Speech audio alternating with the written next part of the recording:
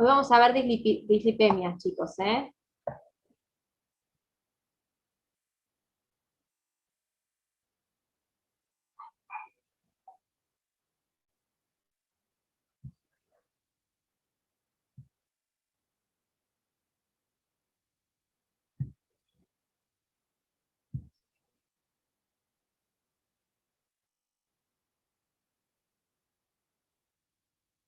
Bueno, vamos a empezar así, como siempre, cualquier duda que tengan me van frenando, ¿sí? Vamos a hablar de todo lo que son, de todo lo que es la terapéutica de las dislipemias. Entonces, para esto primero, como siempre, vamos a hacer una pequeña introducción, ¿sí?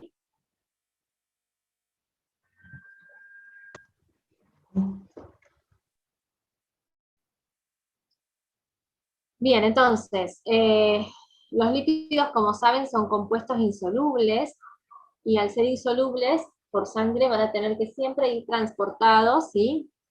Por algún medio, por lo general, eh, proteínas, ¿sí? De tipo específicas. Entonces, cuando esto sucede, es que se forman las lipoproteínas, ¿sí? Y las lipoproteínas son, como dice acá, complejos macromoleculares de tipo solubles, y esas lipoproteínas las vamos a clasificar según su tamaño y su densidad. Eh,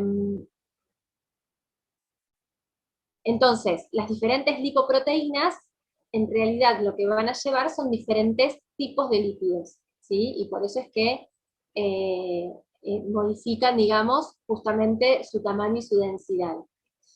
Las lipoproteínas, como dice acá, se van a componer de un núcleo central que va a estar formado por colesterol y por triglicéridos, mientras que el colesterol libre y los fosfolípidos, así como las apoproteínas, van a estar en la superficie de la molécula, justamente en contacto con el medio acuoso, ¿sí? Va a ser algo parecido a esto, en donde nosotros lo que vemos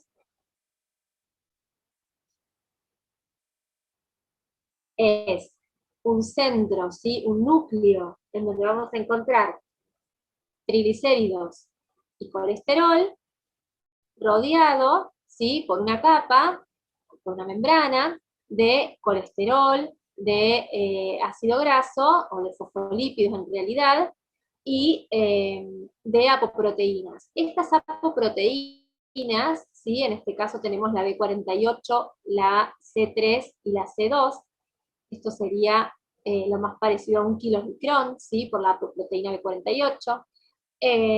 Este tipo de apoproteínas lo que hacen es direccionar, serían como si fuese una especie de dirección, ¿sí? Que le permite a la lipoproteína llegar a su destino, ¿sí? Es una especie de código postal, algo así. Entonces, mediante las diferentes apoproteínas que vamos a ver en las superficies de las diferentes lipoproteínas, es que van a tener diferentes funciones o van a llevar eh, o retirar de los tejidos los diferentes lípidos, ¿sí? De acuerdo a esto. Y es por esto que en su conjunto, este gran complejo, ¿sí? Lo vamos a denominar una molécula, ¿sí? Una lipoproteína, una gran molécula de apolipoproteína, ¿sí? Bien, y entonces, estas lipoproteínas que se van a ir formando van a tener un origen diferente, ¿sí? Van a tener una función particular, ¿sí? Según sea cada una de cada cual que estemos hablando, ¿sí? Recuerdan entonces que dentro de las diferentes lipoproteínas vamos a tener a los kilomicrones, a las VLDL, ¿sí? Que son las lipoproteínas de muy baja densidad, a las IDL, y a las LDL y a las HDL, ¿sí? De baja densidad y de alta densidad. Eh, y la evolución de estas lipoproteínas también tienen, digamos, una evolución concomitante una con otra, ¿sí? En la mayoría de los casos. Entonces, hablando ya de cada lipoproteína, ¿sí? Lo que conocemos es que los kilomicrones tienen o llevan, mejor dicho, en su núcleo principalmente triglicéridos exógenos, que serían aquellos triglicéridos que vamos a tomar de la dieta, ¿sí? De los alimentos. Es por eso que el origen de estas lipoproteínas es justamente en el intestino. Fíjense que las principales apoproteínas que van a tener, y la que más nos interesa a nosotros, es la B48, que es como que le da su patente, ¿sí? Su código postal, y la función va a ser transportar triglicéridos de tipo exógeno. A ver, aguárdenme chicos por favor un segundo.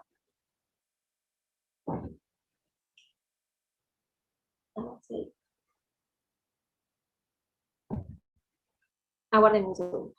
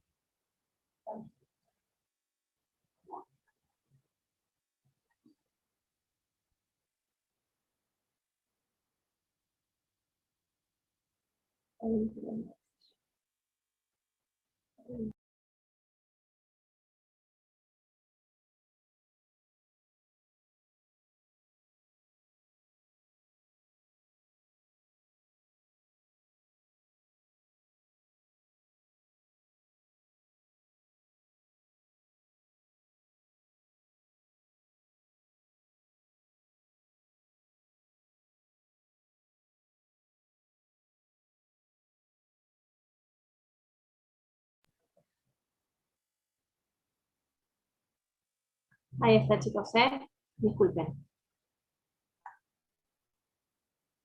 Bueno, entonces, fíjense, los kilomicrones son aquellos que van a transportar justamente eh, triglicéridos, ¿sí? O grasas exógenas. Por supuesto que también estos kilomicrones van a tener una cantidad mucho menor, pero van a tener también una pequeña cantidad de colesterol, ¿sí? Los kilomicrones remanentes son aquellos que se originan a partir de los kilomicrones, ¿sí? ¿Qué es lo que va a pasar? Los kilomicrones van a perder, van a dejar en realidad sus lípidos, sus triglicéridos, en los tejidos, principalmente en el tejido adiposo, y entonces van a dejar de tener esa cantidad, ¿sí? Ese tamaño y esa gran densidad por la cantidad de triglicéridos, entonces vamos a empezar a, o va a pasar a ser un kilomicrón remanente. ¿Qué es lo que va a tener como función? Transportar el colesterol exógeno, ¿sí? En este caso al hígado, que va a ser su destino. Fíjense que además de la apoproteína B48, que es la característica del kilomicrón, vamos a tener una nueva apoproteína, que es la ApoE, que la va a recibir, ¿sí? Una vez que haga su intercambio con el tejido adiposo de triglicéridos, y esta ApoE es la que va a permitir su relación, ¿sí? Con el hígado, ser receptado por parte de los hepatocitos, ¿sí? Por otro lado tenemos la VLDL. Las VLDL tienen como función transportar triglicéridos endógenos, por eso es que su origen va a ser el hígado. ¿Por qué? Porque allí es donde se van a sintetizar, ¿sí? Estos ácidos grasos, estos triglicéridos, que van a ser transportados a partir de las VLDL a los diferentes tejidos, ¿sí? Fíjense que acá lo que tenemos como apoproteína principal es la ApoB100, también tenemos la ApoC. La ApoC2 particularmente es la que es necesaria para que puedan interaccionar con el tejido adiposo, ¿sí? Y la ApoE, que es particularmente del hígado, ¿sí? Entonces, el origen de las VLDLs es hepático, y van a transportar justamente grasa o triglicéridos de origen hepático hacia los tejidos. Las IDL sería como una situación intermedia entre las VLDL y las LDL, ¿sí? Fíjense que el origen de las IDL son justamente las VLDL, ¿sí? Que ya pierden su apoproteína E, van a continuar transportando el colesterol endógeno, ¿sí? Y en este caso van a tener en su molécula tanto colesterol de tipo endógeno como triglicéridos de tipo endógeno, ¿sí? Recuerden siempre, y esto lo vuelvo a repetir siempre, que todas estas moléculas, siempre van a estar formadas por ambos tipos de grasa, pero uno va a sobresalir del otro, ¿sí? Uno va a estar en más exceso que el otro, entonces, con mayor cantidad, no en exceso, mayor cantidad que el otro. Es por eso que, en este caso, las IDL van a tener una cantidad mayor de colesterol en relación a los triglicéridos endógenos que van a transportar. Es por eso que una vez que las IDL logran retirar, ¿sí? Los triglicéridos endógenos que tienen que transportar, van ahí sí a pasar a ser LDL con una gran cantidad de colesterol de tipo endógeno, ¿sí? Lo que van a transportar justamente es colesterol endógeno, su origen va a ser justamente las moléculas de IDL, y va a tener, las LDL van a tener como apoproteína principal la ApoB100, que es la que le permite interaccionar con el receptor de los enterocitos, ¿sí? Los hepatocitos, perdón, ¿sí? Y las HDL son las que generan la remoción del colesterol en los tejidos, ¿sí? El origen va a ser tanto el hígado como el intestino, y en este caso van a remover, ¿sí? Desde los tejidos principalmente el colesterol, ¿sí? Esto lo vamos igual a ver más en profundidad. Dos palabras sobre los triglicéridos. Recuerden que están formados por una molécula de colesterol, los acilglicéridos por 3 ácidos grasos, y estos ácidos grasos son los que se pueden eh, clasificar, ¿sí? De diferente manera en base a la cadena y en base a la saturación. En base a la cadena puede ser cadena corta, media, larga o muy larga, y en base a la saturación, que significa la cantidad o la presencia o no de dobles enlaces en esta cadena carbonada. Podemos tener ácidos grasos saturados, monoinsaturados y poliinsaturados, ¿sí? Eh, Cuanto más larga la cadena, por supuesto más complicado es su, más complicada es su digestión, ¿sí? Y cuanto más saturado, lo mismo, ¿sí? Es más complicada su digestión y su aprovechamiento, digamos. Los fosfolípidos, recuerden que están formados por dos fases o dos porciones. Una es hidrofílica, ¿sí? Que es esta cabeza polar, que está dada o formada por el fosfato y el glicerol, y por otro lado tenemos las colas de ácidos grasos que son claramente hidrofóbicas, ¿sí? Es por eso que la cabeza polar siempre va a estar, o la cabeza hidrofílica siempre va a estar en contacto con el medio acuoso.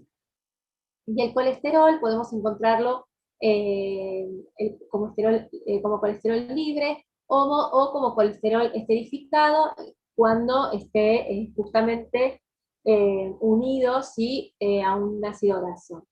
Esto lo vamos a ver un poco más en profundidad, ¿sí? Pero bueno, el colesterol libre puede ser esterificado justamente por una enzima que es la ATAT, acetilcolesterol transferasa. Ya vamos a ver un poco más sobre esto, porque también hay otra enzima que vamos a conocer, que es la ALAT, que está en otra localización. Ahora de esto vamos a hablar un poquito más. Sí saber, quedarme tranquila de que estas moléculas estén más o menos claras, cualquier cosa me preguntan.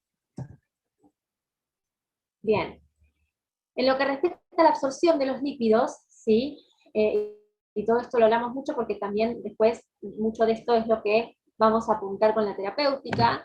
En lo que es la absorción de los lípidos, sabemos que tenemos grasas, ¿sí? Y que esas grasas deben ser emulsionadas, ¿sí? Mediante las sales biliares provenientes del hígado principalmente, del hígado. Entonces esas sales biliares van a emulsionar y van a facilitar, ¿sí? La formación de las micelas para poder ser estas absorbidas, ¿sí? Recuerden que esas micelas lo que van a hacer principalmente es que puedan ser atacadas, digamos, las grasas por las enzimas de una manera más práctica, digamos, de alguna forma. Entonces vamos a ver que los diferentes tipos de lípidos se van a poder absorber, ¿sí? O van a poder ingresar al enterocito de diferente manera. Es decir, el colesterol, por ejemplo, vamos a volver a poner el puntero, el colesterol, por ejemplo, ¿sí? Tiene que sufrir primero un paso en el cual hay una enzima que va a hacer que el colesterol esterificado, ¿sí? Ingrese como colesterol libre, ¿sí? Hacia la célula y pueda nuevamente ser esterificado dentro de la célula, ¿sí? Diferente es el caso, por ejemplo, de los ácidos grasos que pueden pasar muchas veces por difusión simple, ¿sí? Eh, es así que una vez que está dentro de, la, de las células, ¿sí? Comienza a formarse esta lipoproteína que va a madurar, ¿sí? Este kilomicrón, que va a madurar hasta ser un kilomicrón maduro que va a poder salir directamente a lo que es la circulación linfática.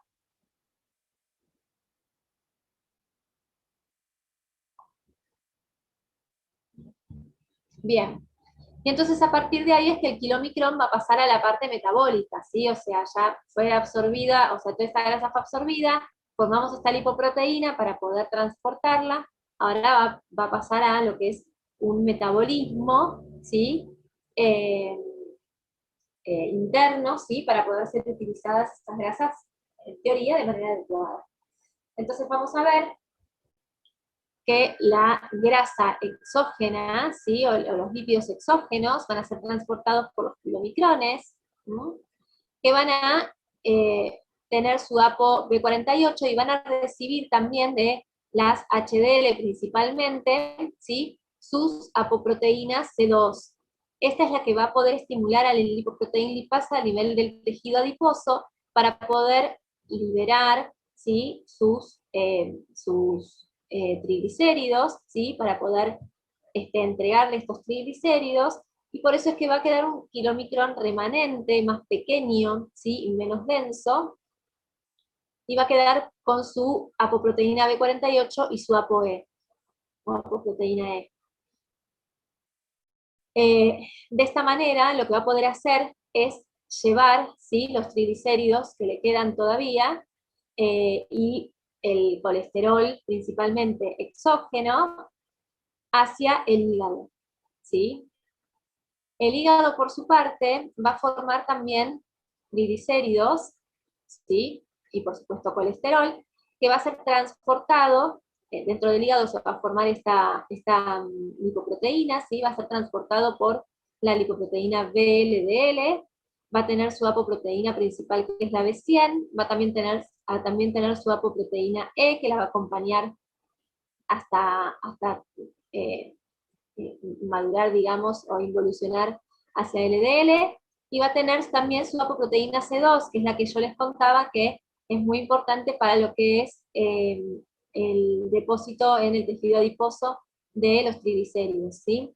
Entonces la VLDL va a poder pasar, ¿sí? Por este tejido adiposo, dejar sus triglicéridos mediante la acción de la lipoproteína lipasa, va a perder su apoproteína C2, va a pasar a ser IDL, ¿sí? Va a mantener su apoproteína B100 y su apoproteína E, y después de un cambio en lo que es el colesterol principalmente, ¿sí? Vamos a llegar a tener moléculas de LDL que van a transportar colesterol de tipo endógeno, ¿sí? Eh, Siempre manteniendo, por supuesto, su apoproteína principal, que es la B100, ¿sí? La HDL acá está como un intermediario constante, ¿sí? Para recibir y prestar, digamos, la apoproteína C2.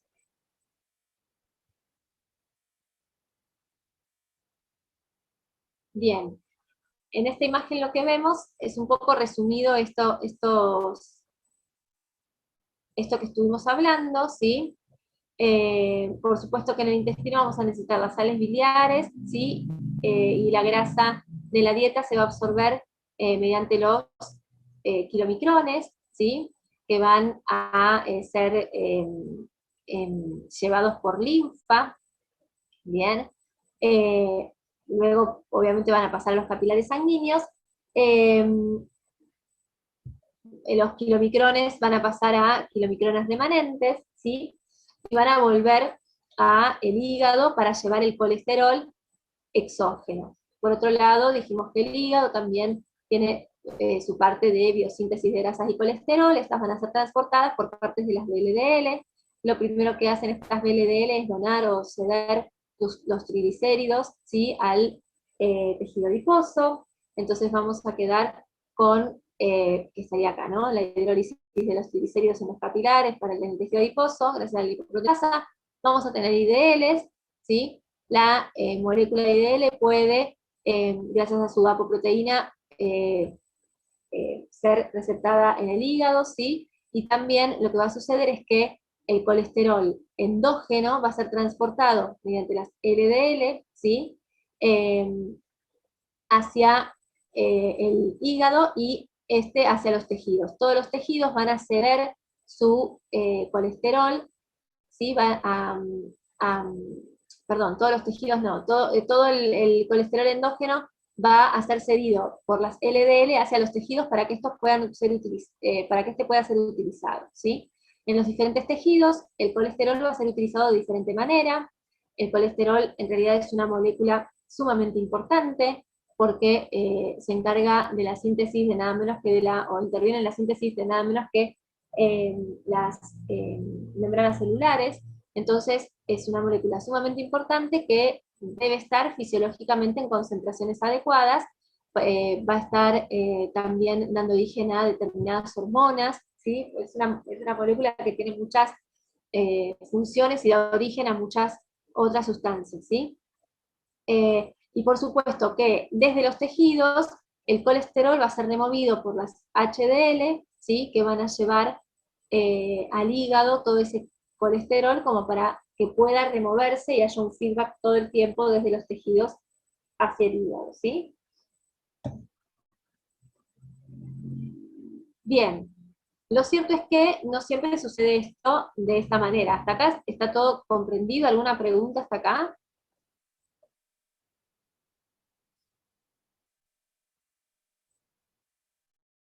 Bien. Bueno, lo cierto es que esto no sucede siempre de la misma manera, ¿sí? Y que hoy en día las dislipemias son eh, una es un gran problema en la salud en su conjunto, ¿sí? Tanto en la salud pública eh, como para la salud en su conjunto, y la realidad es que tiene mucho que ver con todo lo que es el tema de la obesidad, la insulinoresistencia y demás, que ya también vamos a hablar un poco más de eso. Hay una clasificación que es la de Fredrickson, y en esta clasificación se implementan los diferentes tipos de hiperlipemias, ¿sí?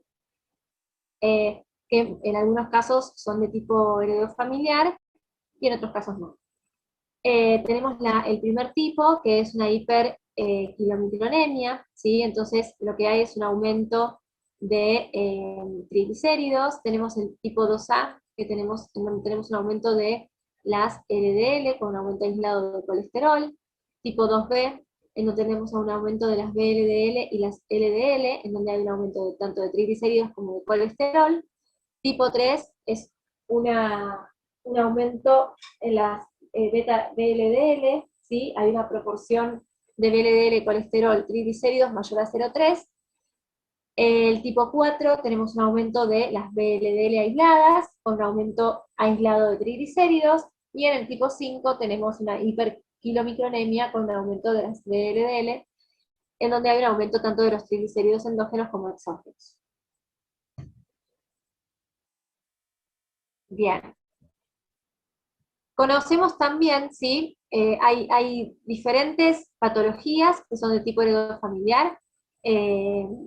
eh, por ejemplo, la hipercolesterolemia familiar.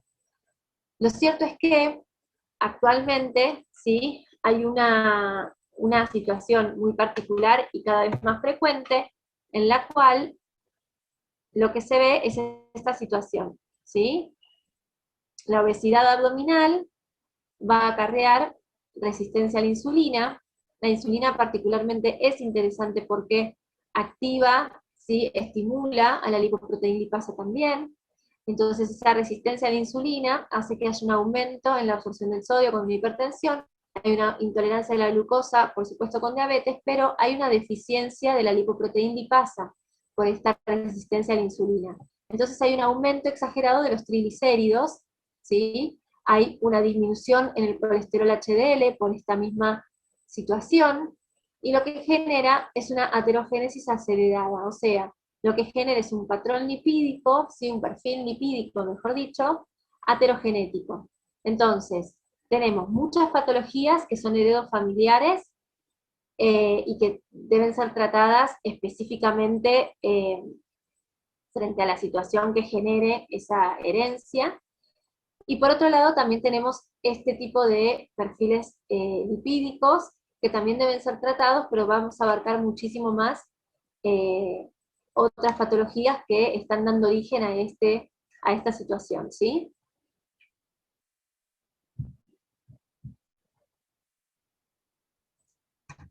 Bien, entonces tenemos un montón de fármacos lipoproteinemiantes para poder abarcar la terapéutica de este tipo de patologías, ¿sí?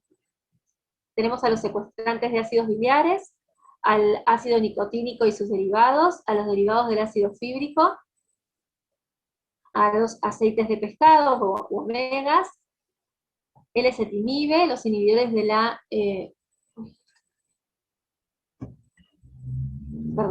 los inhibidores de la HMG-CoA reductasa, y hay otros que ya vamos a ver, eh, principalmente también para los triglicéridos. Bien, dentro de los secuestrantes, como para hacer un repaso, de los secuestrantes de los ácidos biliares, que son las resinas, estos son polímeros que son capaces de fijar productos cargados negativamente, como son los ácidos biliares y las sales biliares, son insolubles, no se absorben en el tubo digestivo, entonces lo que hacen es impedir que se absorban, ¿sí? Eh, las grasas a nivel del yeyuno. Las drogas son la colestiramina, que es la más conocida, ¿sí? La dosis se da en ese rango, y la realidad es que genera, ¿sí? Un buen aspecto en lo que es el perfil lipídico, disminuye en un 15% lo que es el LDL colesterol, 15 a 30%, aumenta levemente el HDL, pero lo que se vio de manera adversa, digamos, no sería la palabra adversa, sino que es la rareza, ¿sí? Es que puede generar un aumento de los triglicéridos, ¿sí? Fíjense que para la disminución de las LDL lo que hace es estimularse el metabolismo hepático del colesterol para compensar la pérdida diaria de las sales biliares. Entonces, descienden las concentraciones plasmáticas de colesterol, pero es de una manera un poco eh, es como de una forma un poco indirecta, ¿no? Descienden las LDL plasmáticas y aumenta el catabolismo en los tejidos. Al disponer las células de menos colesterol, aumentan los receptores de las LDL también, entonces estas son más, el hígado está más receptivo, con lo cual todo hace que se genere un medio en el cual puedan reducirse el colesterol endógeno, ¿sí? Las lipoproteínas que llevan colesterol endógeno. Pero no tienen este efecto sobre los triglicéridos, ¿sí? Entonces, principalmente sobre los triglicéridos endógenos, ¿no? Entonces pueden estar aumentados de todos modos los triglicéridos. Bien, entonces, ¿dónde estaríamos afectando? ¿Sí? En este caso, con la terapéutica, estaríamos afectando al nivel de la digesto-absorción, ¿sí? E indirectamente en el metabolismo hepático. Bien, los beneficios terapéuticos demostrados es que reducen los eventos coronarios mayores y que reducen la mortalidad por eventos cardiovasculares. Tiene efectos colaterales, los principales son gastrointestinales, como puede ser las náuseas, la constipación, la esteatorrea principalmente, más que la constipación, y la disminución de la absorción de otras drogas, por la capacidad fijadora de ácidos y sales, el ácido fólico, por ejemplo, sales de hierro o fármacos como los anticoagulantes orales, la digoxina, la tiroxina, algunos tiacidas, ¿sí? Todos estos pueden verse alterados en su absorción. Y al eliminar las sales biliares pueden también entorpecer la absorción de las vitaminas liposolubles, que son A, D, E y K, y la digestión de las grasas, por supuesto. Entonces se tiene que administrar cualquier otra medicación 1 hora antes de la resina, y por supuesto suplementar las vitaminas liposolubles. En los casos en que haya de por sí, una hipertrigliceridemia, con valores mayores a 400, en estos casos no voy a poder utilizar este tipo de fármacos. Y lo que tiene como beneficioso es que es segura, al no absorberse, son seguras tanto en niños como en mujeres embarazadas.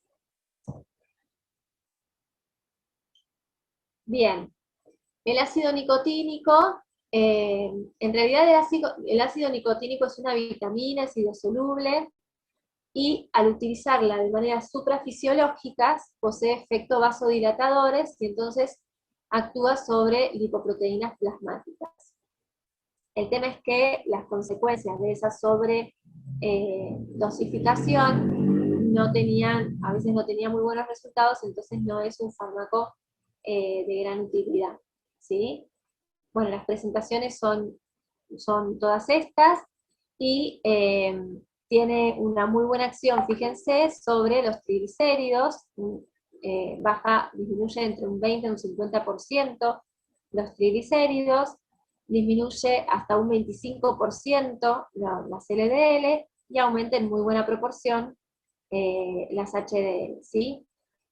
Por su parte, reduce la producción y la secreción hepática de VLDL, y por consiguiente la producción de las LDL, y por parte de los triglicéridos inhibe la acción de la lipasa hormonosensible, inhibe la lipólisis de triglicéridos en el tejido adiposo, por lo cual lo que hace es reducir los ácidos grasos que llegan al hígado, entonces disminuiría la síntesis endógena de triglicéridos.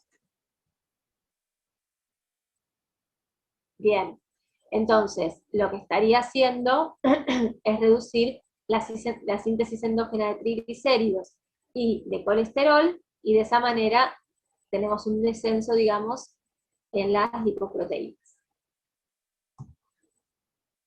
Dentro de los efectos adversos, el más importante es este, que es el flushing, por la gran vasodilatación cutánea que genera, y produce oleadas de calor por la liberación de las prostaglandinas 2. Se previene con ácido acetilsalicílico, ¿sí? O con antagonistas de las prostaglandinas. Puede generar hiperglucemia, puede generar hiperuricemia, distrés gastrointestinal superior o hepatotoxicidad. Y por las dosis altas que son requeridas, suprafisiológicas, la realidad es que se ve muchísimo todo esto, por lo cual no es uno de los más utilizados, no es uno de los medicamentos más utilizados, ¿sí? Cuando no lo puede utilizar, en pacientes con insuficiencia hepática, con hiperuricemia, con úlcera péptica, en pacientes diabéticos o en pacientes que estén en tratamiento con estatinas, porque tiene algún que otro efecto sobre las miopatías, entonces sería como aumentar ese efecto adverso.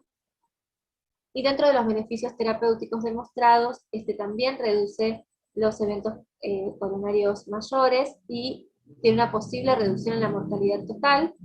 La verdad es que como resultado final es muy bueno, el tema es ver cómo lo pasa el paciente al recibirlo, ¿sí? Y tiene también igual eh, contraindicaciones importantes para los pacientes que por lo general tenemos que manejar con estas patologías, ¿sí? Así que no es uno de los más utilizados.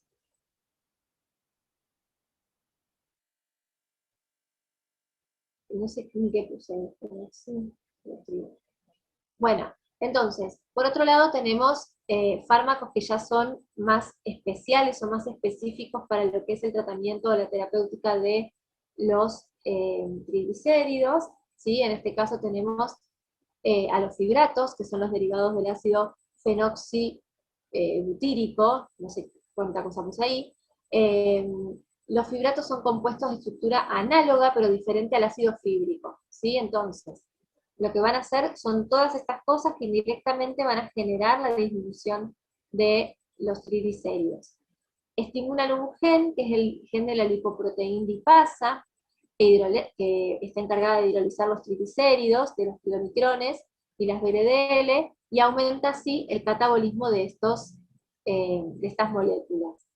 Por otro lado, inhibe la expresión de un gen eh, de una apoproteína que es la C3, la cual inhibe la hidrólisis de triglicéridos, o sea que por un lado estimula la hidrólisis, por otro lado inhibe la inhibición de esa hidrólisis.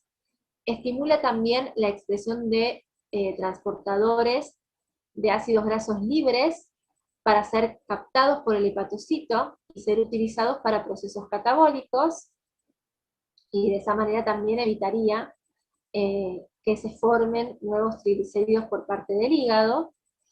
Estimula la actividad de la acetil-CoA sintetasa, que esterifica los ácidos grasos libres y dificulta entonces la salida de estos ácidos grasos por parte del hepatocito, y estimula la activación de peroxisomas, que reducen la producción de ApoB y de LDL, ¿sí? Por lo tanto van a reducir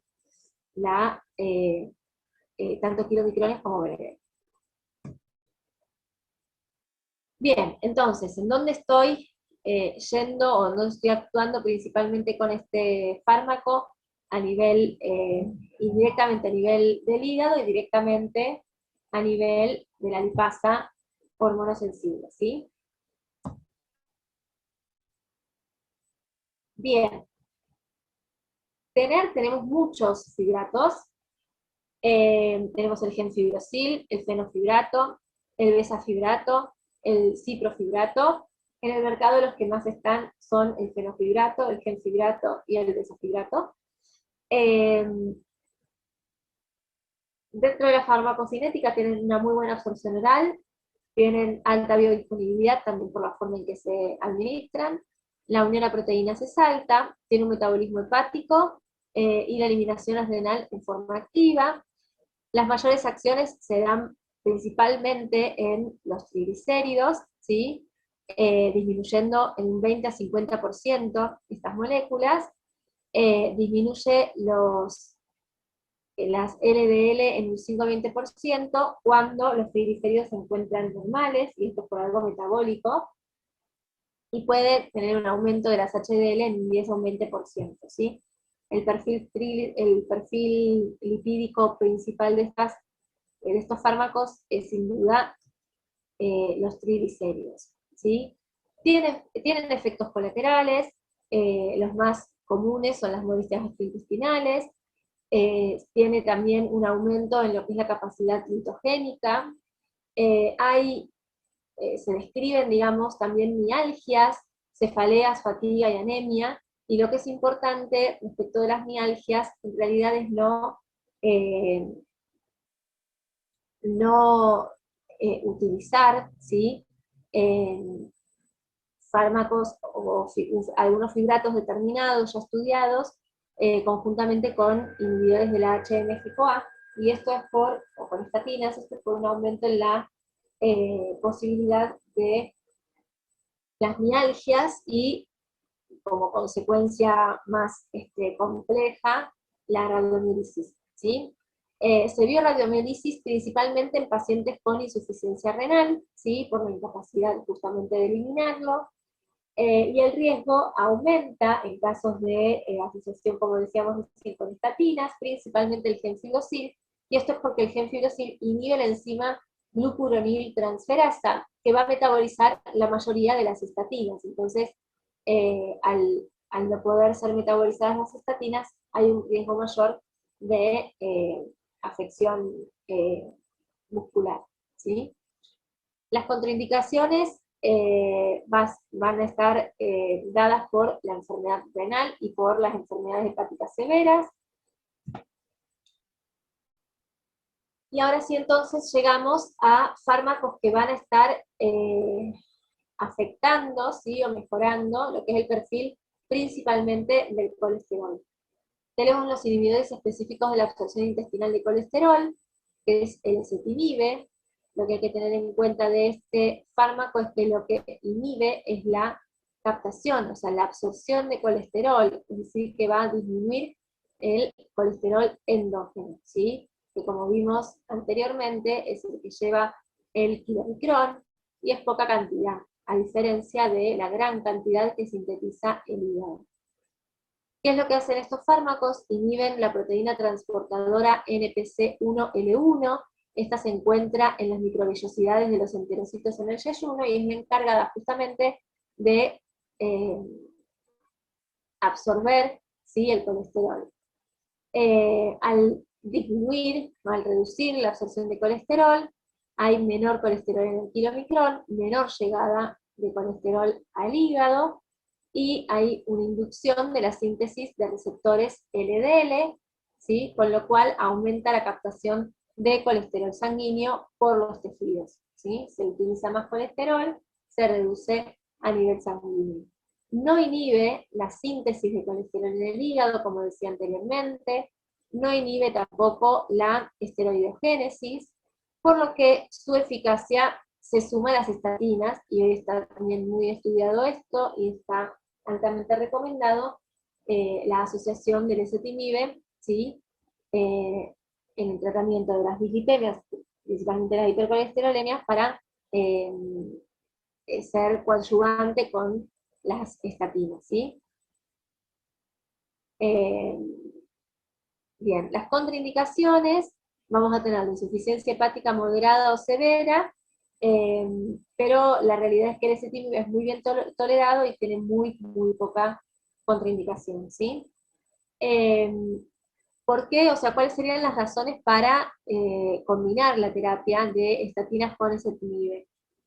En principio, la acción complementaria sobre el colesterol, lo que uno estaría inhibiendo es la absorción intestinal, es decir, el colesterol exógeno, y la síntesis hepática, es decir, el colesterol endógeno.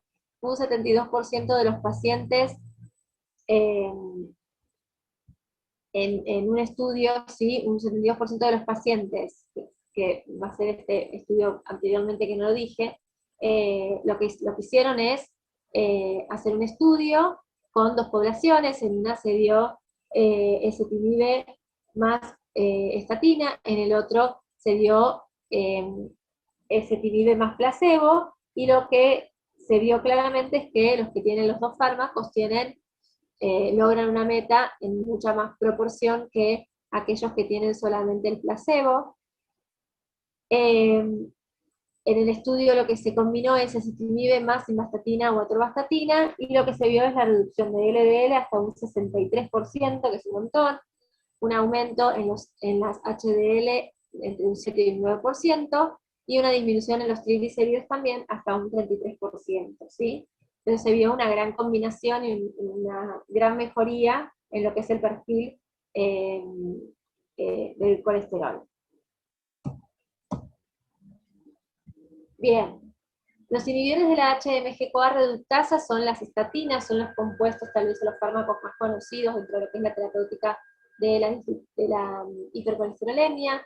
Son compuestos con acción inhibidora competitiva y reversible de la enzima 3-hidroxi-3-metil coenzima A reductasa, que es la HMG-CoA reductasa, y esta enzima se encarga de la síntesis hepática de colesterol en un paso limitante, ¿sí? Si esta enzima no está y este paso no se produce, la vía metabólica se va para otro lado, ¿sí? Entonces, en el paso en el que el 3-hidroximetil CoA se convierte, si a ácido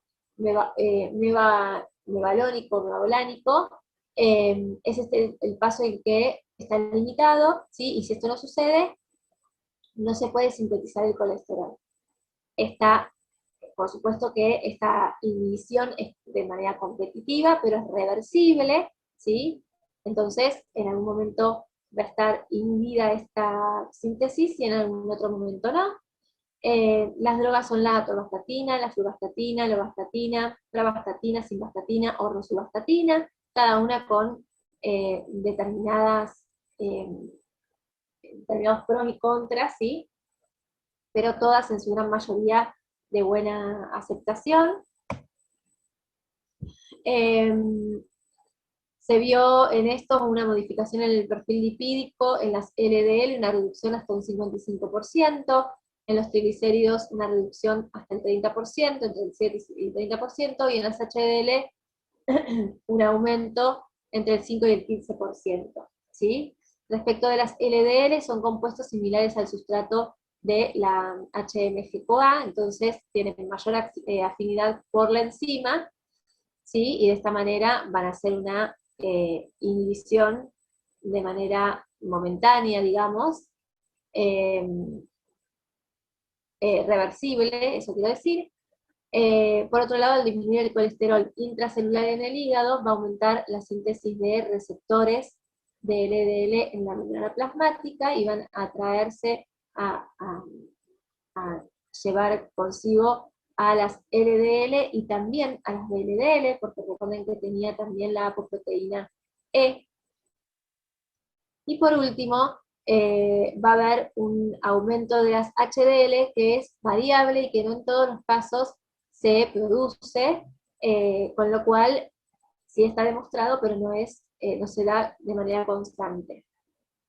Los beneficios terapéuticos demostrados son un montón, son más que estos, pero entre otros reducen los eventos coronarios mayores, reducen la mortalidad por enfermedad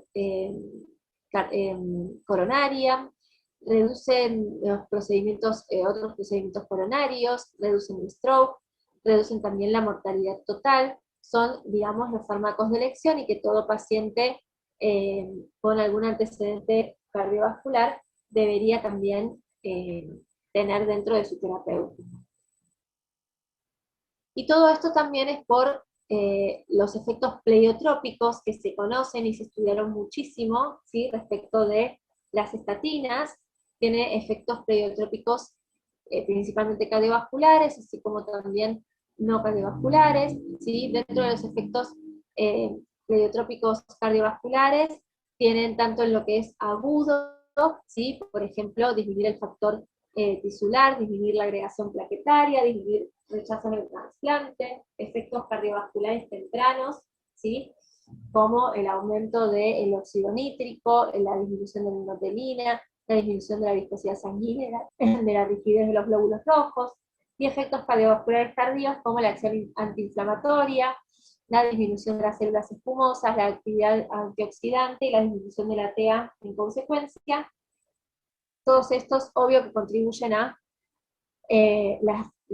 los grandes beneficios que traen a los pacientes, y también tiene un efecto, una acción anti-osteoporótica, que está de más principalmente en pacientes femeninas, pero no está de más por la gran complejidad metabólica que generan muchas veces estas patologías. Dentro de los efectos adversos de las estatinas, eh, es un gran tema para charlar con el paciente, ¿sí? Porque las estatinas están muy de moda, son excelentes, pero también está muy de moda el hecho de que el paciente sepa y conozca los efectos adversos que no siempre suceden, y muchas veces el paciente no quiere recurrir a este fármaco por lo que lee o por lo que le cuentan. La realidad es que como efectos adversos demostrados está el aumento de las enzimas hepáticas, ¿sí? Se da en un 0,5 a 2% de los usuarios y son por lo general dosis dependiente. Habitualmente revierte con la disminución de la dosis de estatina, bueno, porque son dosis dependientes. Por lo general no se repite la exposición al fármaco o al uso de otra estatina. Muchas veces lo que hace es cambiarse el fármaco, disminuir la dosis, y eso hace que no vuelvan a aumentar estas enzimas, y raramente progresan a falla hepática, ¿sí? Es raro. Lo que sí es bueno, y es de buena práctica, es tener un hepatograma, o por lo menos una contabilización de las enzimas hepáticas previamente a iniciar un tratamiento con estos fármacos. En caso de incrementos modestos, ¿sí? de estas enzimas, es decir, menos de 3 por encima del límite normal, en las transaminasas hepáticas no se contraindica ni iniciar la terapia con estatinas, ni continuar con la terapia con estatinas, ni incrementar la dosis de estatinas. ¿Sí? Aquel paciente que tenga las enzimas hepáticas elevadas no está contraindicado iniciar el tratamiento siempre y cuando sea un incremento modesto. Y siempre controlándolo. Cuando hay una elevación mayor, ¿sí? Más de 3 por encima del límite normal en las transaminasas hepáticas, en este caso, lo que debería es repetir los test, o sea, repetir el laboratorio con la función hepática, y si los valores continúan altos, descartar en principio otras causas, ¿sí? Si se considera que no hay otras causas, sí que seguramente sea el medicamento el que estuvo modificando estas enzimas, se deberá, en base al juicio clínico, ver si se continúa con las estatinas, si se reduce la dosis de estatina, o si se discontinúa la terapia con estatinas. La verdad es que hay pacientes que discontinúan la terapia con estatinas, es duro porque es una medicación que les viene muy bien a ellos, entonces muchas veces se intenta con la reducción de la dosis y se va viendo la respuesta de las transaminasas, ¿sí? O también en otros casos con el cambio de, en lugar de discontinuar la terapia, el cambio de fármaco, ¿sí? El cambio de estatina. Dentro de este grupo, otro fármaco para ver cuál es la evolución. Y el otro gran efecto adverso que tienen estos fármacos, ¿sí? Son las miopatías, y muchas veces hace que el paciente sea intolerante a este fármaco. El riesgo entonces de miopatía se incrementa con la edad, ¿sí? En los mayores de 80 años, especialmente en mujeres, en enfermedades multisistémicas como la insuficiencia renal crónica, especialmente debido a la diabetes, en periodos perioperatorios, en pacientes con abuso de alcohol, asociado con jugo de pomelo, pero esto está descrito, pero tiene que ser 1 litro por día de jugo de pomelo, ¿sí? Y asociado con el medicamento, y la asociación de las estatinas con otros medicamentos, por ejemplo, los fibratos, como ya dijimos, el gensilocin, la niacina, la ciclosporina, la eritromicina, la claritromicina, itroconazol, ketoconazol, inhibidores de proteasas, verapamilo y amiodarona. Esto es tenerlo en cuenta, ¿sí? Ver si utilizan algún medicamento de los que están acá, y tener en cuenta también estos factores, digamos, predisponentes para poder padecer miopatías por estos fármacos. Y entonces acá sí es importante enseñar a los pacientes a reportar síntomas musculares. Lo primero que es importante en todos los fármacos es enseñar a los pacientes o contarles a los pacientes cuáles pueden ser los efectos adversos que puede tener con los fármacos, pero cómo son esos efectos adversos, ¿sí? Cuándo se pueden presentar y cuándo atribuírselos a ese fármaco, ¿sí? Entonces, ¿por qué enseñar a los pacientes a reportar los síntomas musculares? Bueno, porque frente a un síntoma muscular yo tengo que estar atenta, ¿sí? Pero tengo que también ver en qué contexto es ese síntoma, ¿sí? Un paciente entonces puede incrementar el riesgo cuando inicia un ejercicio vigoroso y sostenido de resistencia, o cuando se sobrelleva una cirugía. En estos pacientes puede aumentar el riesgo de padecer miopatía. Cuando hay síntomas musculares o elevaciones de la CPK, y esto es importante, en estos pacientes vamos a hacer un control, un chequeo, o sería de buena práctica hacer un control, un chequeo por laboratorio, ¿sí? Antes de iniciar el tratamiento con las estatinas, para tener una base de lo que son las transaminasas y la CPK. Y a partir de ahí, no significa que voy a esperar el resultado para iniciar las estatinas siempre, ¿sí? Por lo general son pacientes que vienen siendo estudiados. Yo muchas veces tengo la posibilidad de saber si las estatinas, las transaminasas de estos pacientes son normales, entonces no necesito pedirse en ese momento, sí la CPK, pero con tener antes de su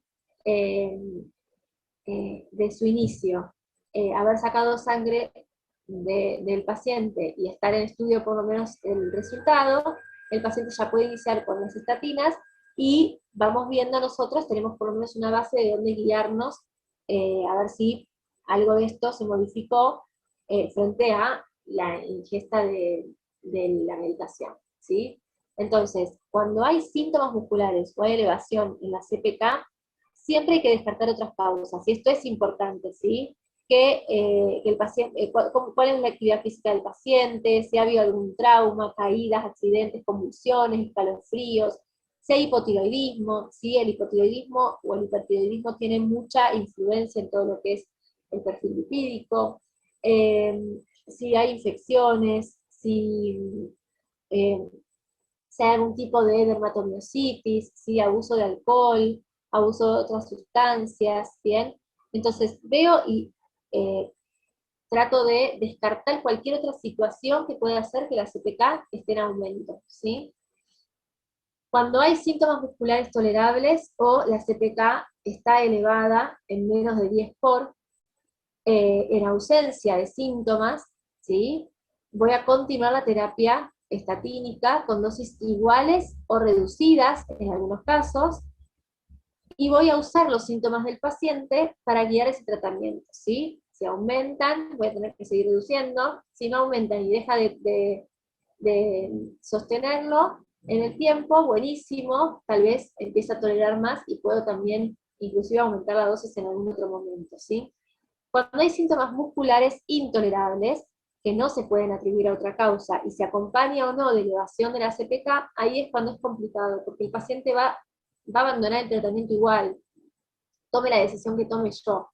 Entonces muchas veces lo que hacemos es esto, es continuar la terapia estatínica, dejarlo tranquilo al paciente, como para que él también no sienta que va a continuar con esa dolencia, y se reiniciaría la estatina, la misma o diferente, por lo general se utiliza una diferente, a igual dosis o reducida, cuando el paciente está asintomático, ¿sí? Una vez que se le va todo el síntoma al paciente, ya esa dolencia no la tiene, por lo general se intenta, o en la experiencia que tengo yo, se cambia la droga porque ya que sea otro nombre, al paciente también lo beneficia, digamos, es un inicio.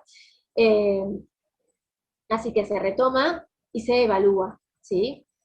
Eh,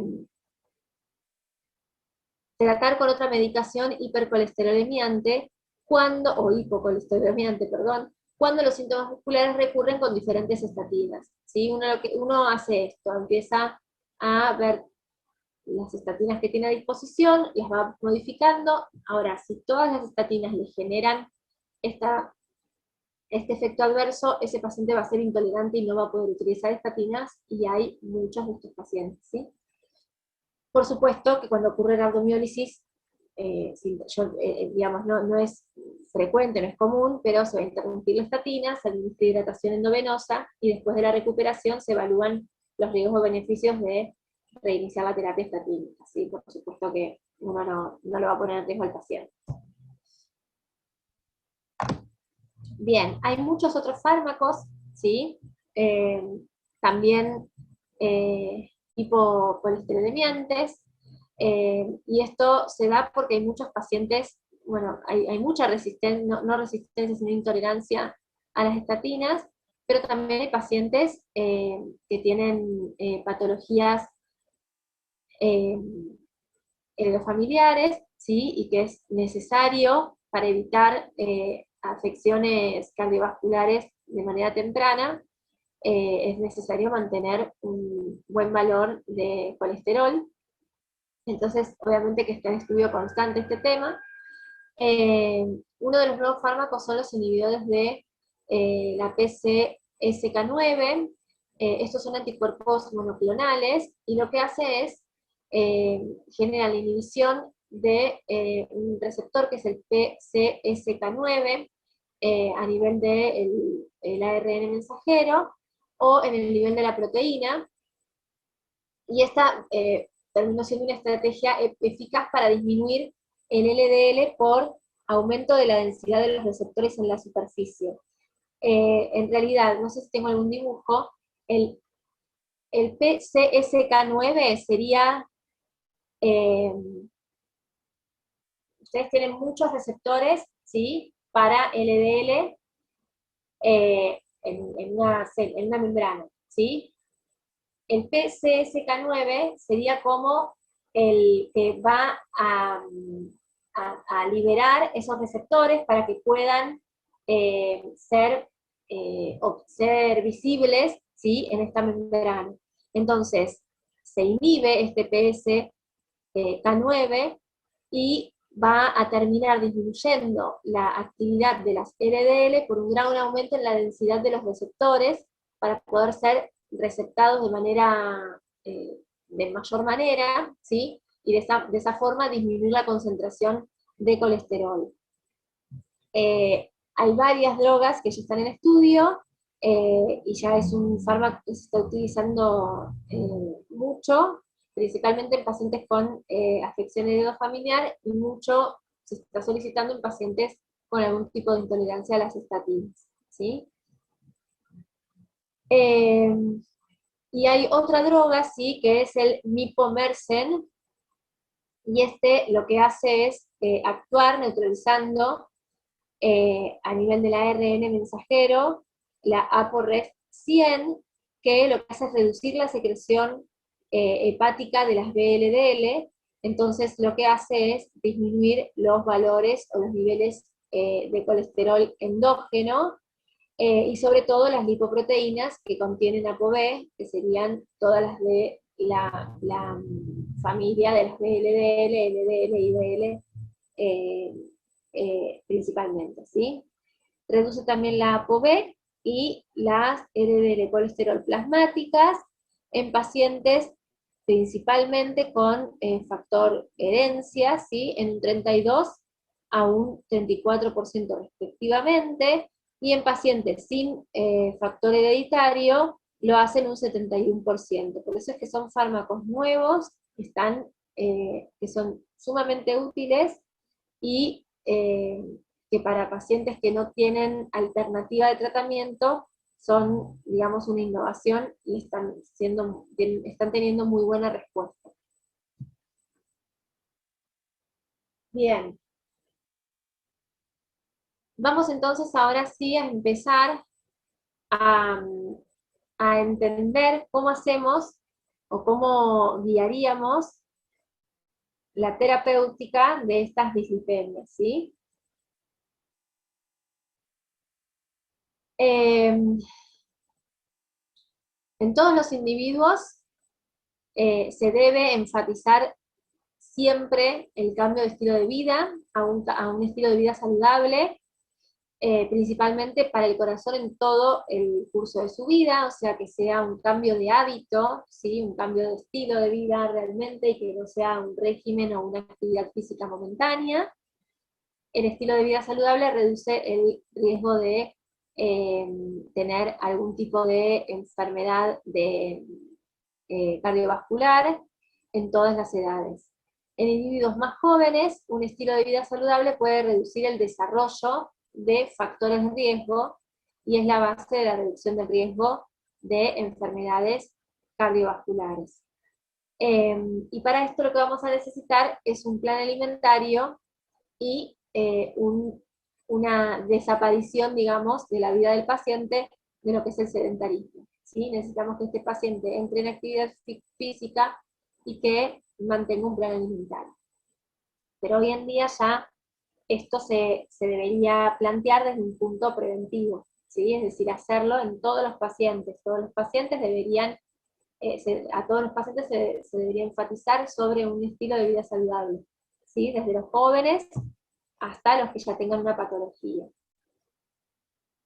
Eh, los lípidos en las comidas, digamos, ¿sí? Los lípidos que se consumen, en un 90% son triglicéridos, fosfolípidos menos de un 10%, y el resto todo lo demás.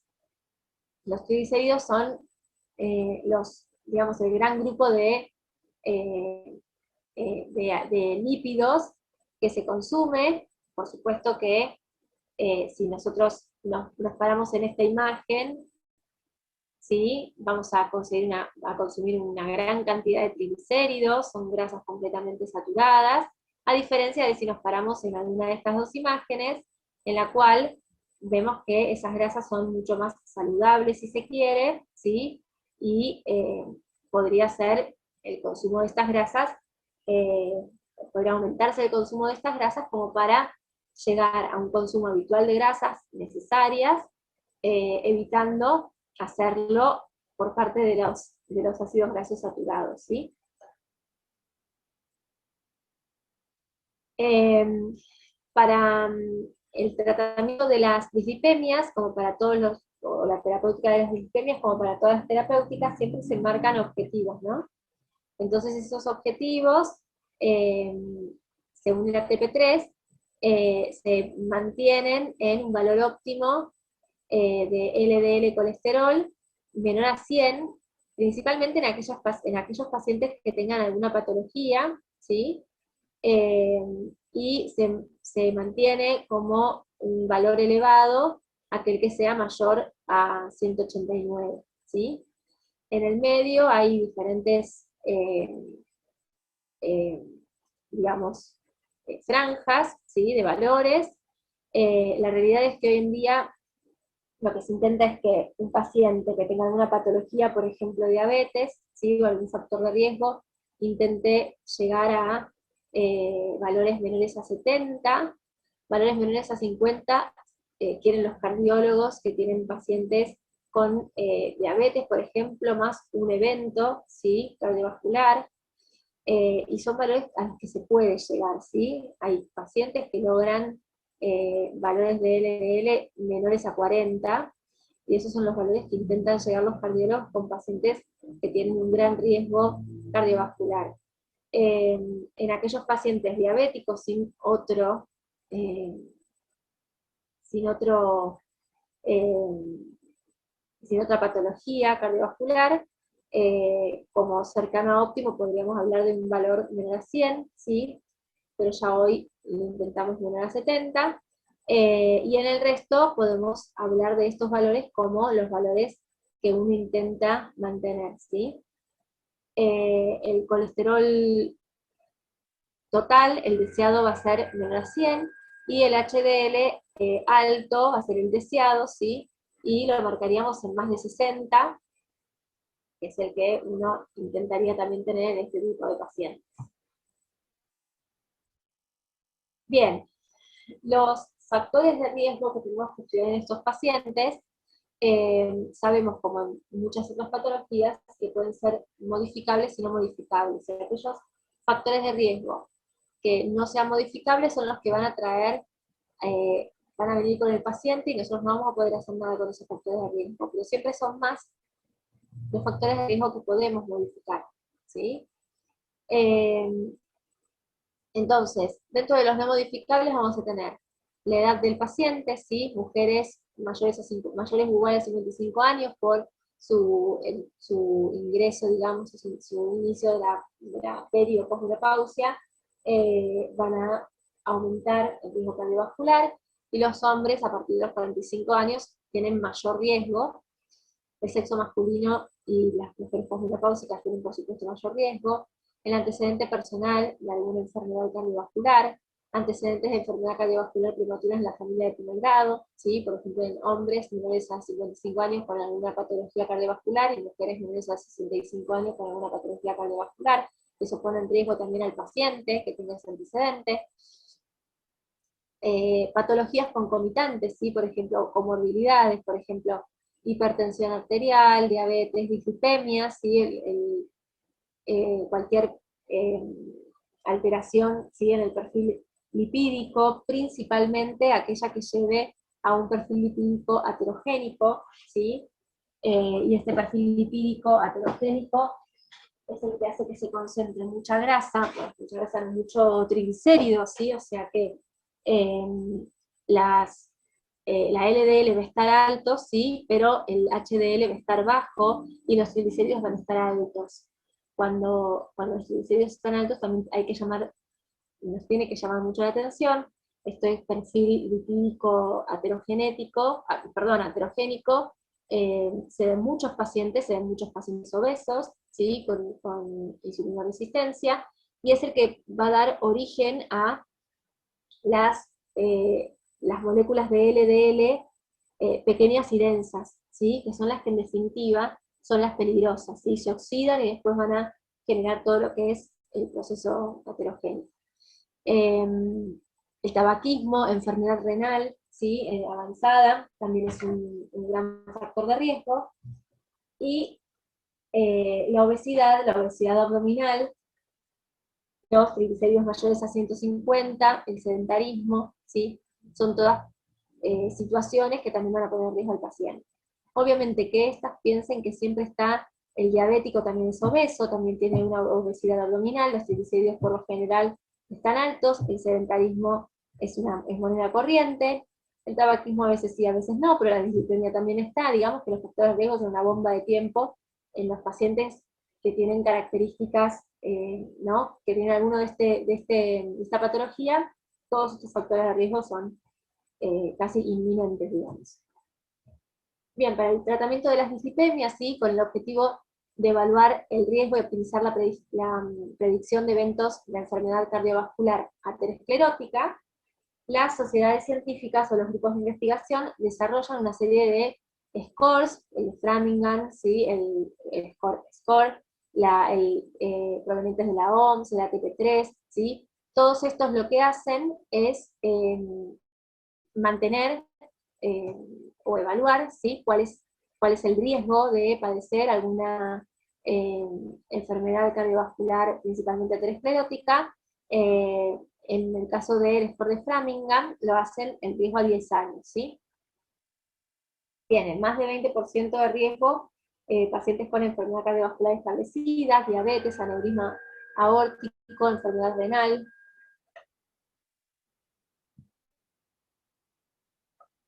¿Sí? Piensen que, por ejemplo, un paciente diabético se lo considera un paciente con un evento, así no haya tenido un infarto, el paciente diabético se considera que está infartado, ¿sí? Entonces, directamente ya es una enfermedad cardiovascular establecida. El 10 al 20% de riesgo en enfermedad coronaria subclínica, síndrome metabólico, múltiples factores de riesgo, niveles altos de uno de los factores de riesgo, ¿sí? O antecedentes familiares de enfermedad cardiovascular, y menos del 10% de riesgo, uno o ningún factor de riesgo, ¿sí? Pero la realidad es que uno o ningún factor de riesgo pueden ser los no modificables, pero dentro de los modificables siempre se dan de varios, ¿sí?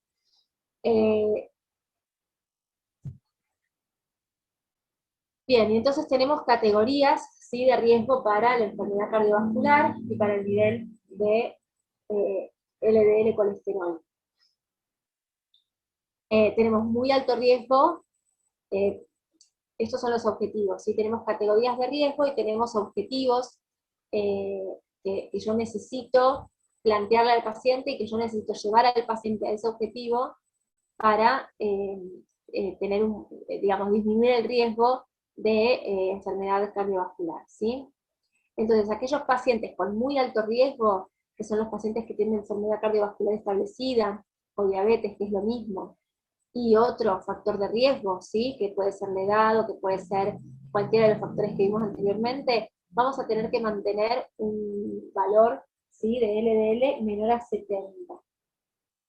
Aquellos pacientes que tengan alto riesgo, porque presentan 2 o más factores de riesgo, y 20% de riesgo a 10 años, o diabetes sin otro factor de riesgo, a esos pacientes los trato de mantener en 100, ¿sí? O menos de 100.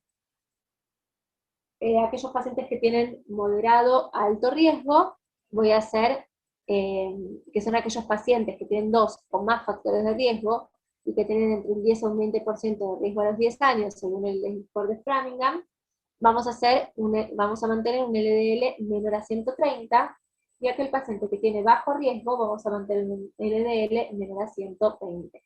Hablando de LDL, ¿sí? No estamos hablando del colesterol total. Bien, y la enfermedad, ¿a qué se considera enfermedad cardiovascular? Es todo lo que está descrito, ¿sí? En el Power, y es lo que ustedes después van a tener porque las clases se las voy a subir, por supuesto. En pacientes con enfermedad aterosclerótica clínica hay que reducir el colesterol de LDL, ¿sí? Colesterol, con estatinas de alta intensidad o estatinas de máxima tolerancia para disminuir el riesgo de enfermedad cardiovascular de origen aterosclerótico. Y esto es importante, ¿sí? Un paciente que tiene una enfermedad aterosclerótica tiene que tener una alta dosis de estatina. ¿Sí? No puede estar con una estatina a una dosis baja. Tiene que tener una buena dosis de estatina. A mayores reducciones del LDL en el tratamiento con estatinas, lo que va a llevar a niveles más bajos del LDL, va a significar un menor riesgo prospectivo, ¿sí? Y la estatina hay que usarla en dosis de máxima tolerancia, justamente para reducir los niveles de LDL, en lo que nos decían que podíamos llegar a reducir en más del 50%. ¿Se acuerdan que las estatinas podían llegar hasta reducir en un 60%? Entonces hay que tenerlo en cuenta, ¿sí? Y estos pacientes muchas veces también podemos ayudarlos con el ezetimibe, ¿sí? Si no llegamos al objetivo. Pero nuestra terapéutica en las dislipemias tiene que ser específica en base a los factores de riesgo del paciente, mis objetivos me los tengo que plantear específicamente en base a esto, y tengo que llegar a esos objetivos de alguna manera, ¿sí? En pacientes con enfermedad aterosclerótica de muy alto riesgo, tengo que usar, como ya dijimos, el umbral en 70. Recuerden que los cardiólogos, aquellos pacientes que presentan eh, ya enfermedad establecida cardiovascular, ¿sí? Llámese que tienen antecedentes de bypass, que tienen antecedentes de algún episodio, ¿sí? De IAM. En estos casos, estos pacientes muchas veces lo que se requiere es un LDL menor a 50, ¿sí? En pacientes con enfermedad cardiovascular aterosclerótica de muy alto riesgo, sería razonable entonces agregar el ezetimibe, ¿sí? Al tratamiento con las estatinas, siempre que las estatinas las llevemos al máximo tolerado, ¿sí? Pero agregarlo, la verdad es que aumenta mucho la eficacia, y en pacientes que yo no puedo llegar a un valor menor a 70, en estos pacientes tengo que considerarlo. Y en pacientes con riesgo muy alto, cuyo nivel de LDL permanece en más de 70, en el tratamiento con estatinas y ezetimibe, a ese paciente es al que le tengo que pedir las nuevas medicaciones, ¿sí? Como ser el inhibidor de la PCSK9, y sería razonable que se lo pueda implementar, ¿sí? Bien, ¿alguna duda hasta acá?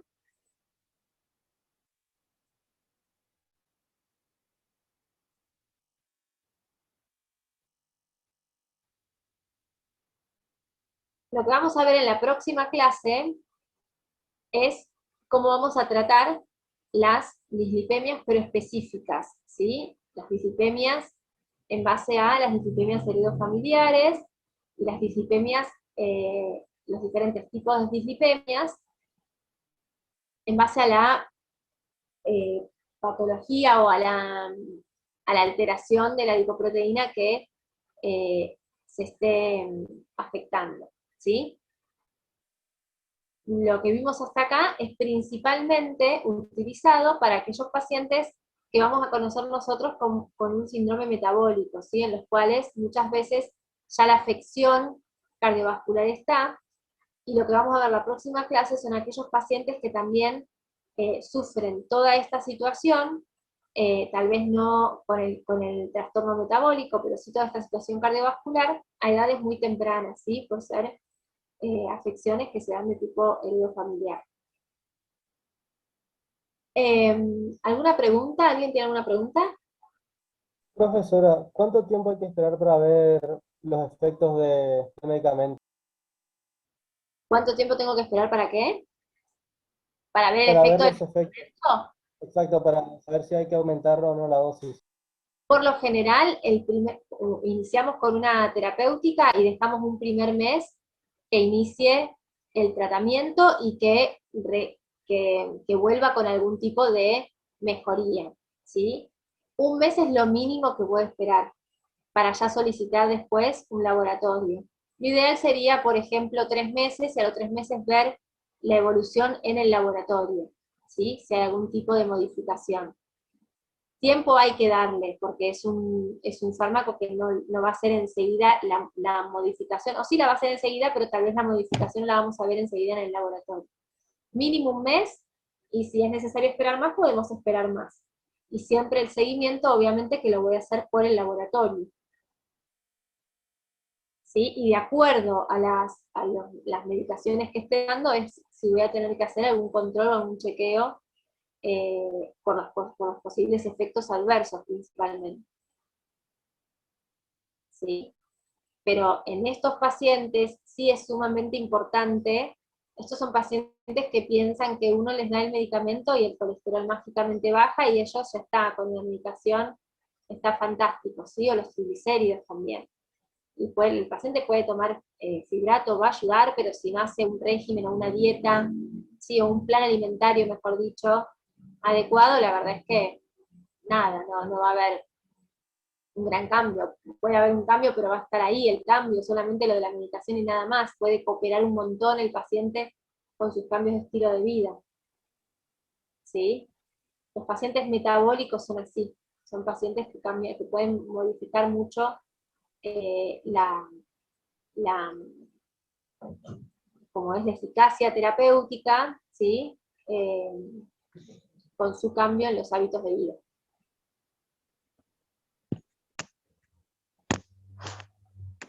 ¿Alguna otra pregunta?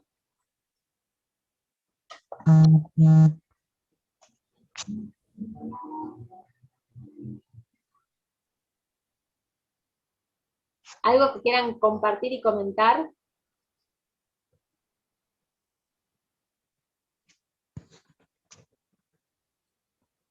Bueno, la idea es que si fueron interpretando esto, en realidad están viendo como, ya empezaron a ver hipertensión, ahora vieron diabetes, ahora dislipemias, digamos que están viendo como un gran paciente metabólico y toda su terapéutica, eh, y a poco se van dando cuenta que son pacientes complicados porque tienen un poco de todo, y eso es lo interesante de los pacientes, ¿no? Pero bueno, la próxima clase vamos a tener a esos pacientes que tal vez metabólicamente, o digamos, habitual, sus hábitos son saludables, son bastante saludables, pero bueno, con alguna modificación heredofamiliar, sus dislipemias tienen que ser tratadas de otra manera, ¿sí? A pesar de sus hábitos. Bien. Bueno, chicos, no sé si de los nervios que pasé, que al principio no podían estar en la clase, que mi voz no puede más. Eh, Nos vamos a ver el miércoles que viene, calculo, porque el doctor Vera sé que tiene una clase pendiente, pero hasta que él no me diga que la puede dar, yo continúo con lo mío. Eh, Veríamos un poco, la clase va a ser un poquito más cortita respecto de las dislipemias, y ya abarcaríamos otro tema que puede ser obesidad, o puede ser hipotiroidismo, o tiroides en general. Algo de eso vamos a ver, ¿sí? Cualquier cosa que necesiten me preguntan por el foro. Hoy veo a re poquitos, pero bueno, qué bueno los que prendieron la cámara, qué bueno que los veo. Eh, y nos vemos entonces el miércoles que viene para seguir hablando un poco de esto y ya empezar con un tema nuevo, ¿sí? Cualquier duda de verdad en el foro, yo miro si hay algo y alguna duda tiene que surgir. Si no es que no están leyendo, algo tiene que surgir.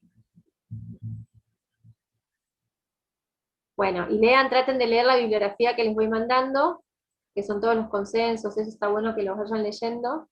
De esos mismos consensos muchas veces se encuentran consensos más pequeños, ¿sí? Yo si los encuentro se los voy tratando de mandar para que no sea tanta lectura, pero en lo que respecta a esto, la verdad es que son consensos que son eh, súper protocolares, digamos, son los que se utilizan constantemente, así que está bueno si los leen, ¿sí? Bueno, chicos, que tengan un buen día y nos encontramos el miércoles que viene para hablar un poco más de ITPMs. Gracias, doctor. Hasta luego. Gracias Chao, a profe. ustedes. Chao, hasta luego.